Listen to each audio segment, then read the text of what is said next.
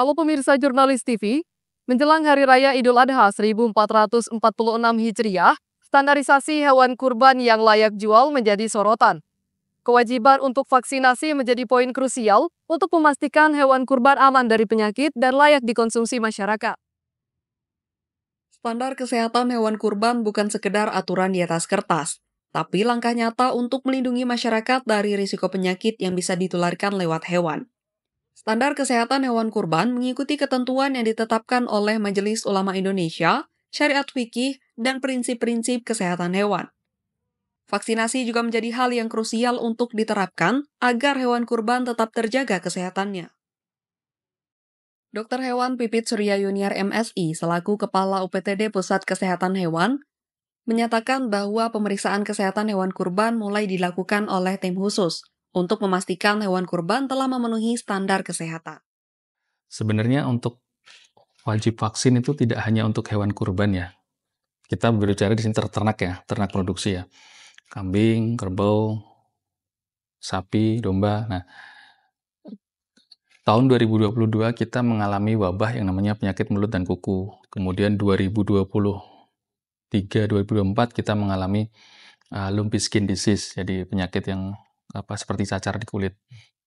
Nah, tujuan vaksinasi itu adalah untuk menjaga supaya hewan-hewan tersebut tidak terserang penyakit-penyakit tersebut, atau kalaupun terserang dia tidak menimbulkan efek yang berat gitu. Jadi bukan tidak mungkin kalau hewan itu tidak terserang gitu, bisa terserang tapi efeknya tidak seberat kalau dia tidak divaksin. UPT Puskeswan sendiri kita menerjunkan satu tim khusus yang memang dari H-30 kemarin sudah berkeliling ke lapak-lapak.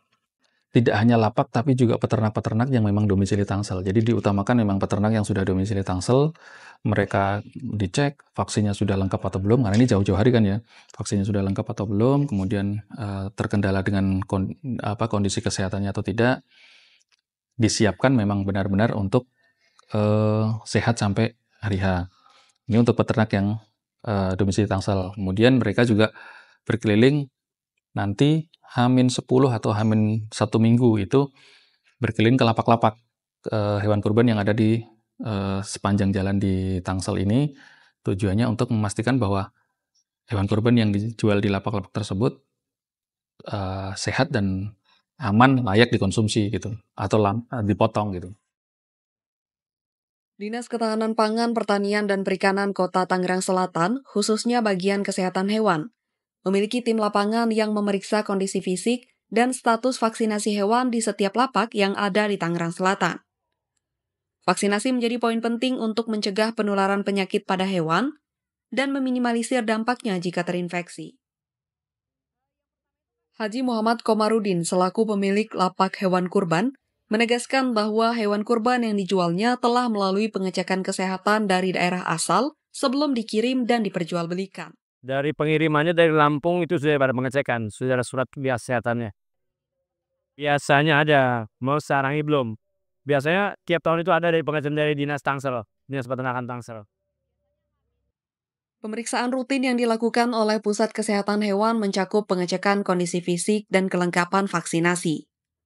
Meskipun kerap ditemukan kendala seperti hewan yang sakit, pihak pedagang tetap memastikan hanya hewan yang sehat, sudah divaksin, dan memenuhi syarat syariat yang diperjualbelikan kepada masyarakat.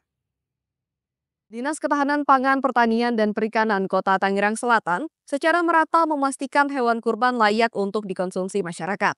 Kepatuhan para pedagang terhadap standarisasi yang sudah ditetapkan juga turut menentukan kualitas hewan kurban yang dijual. Saya Regita Alma beserta kru yang bertugas melaporkan untuk Jurnalis TV.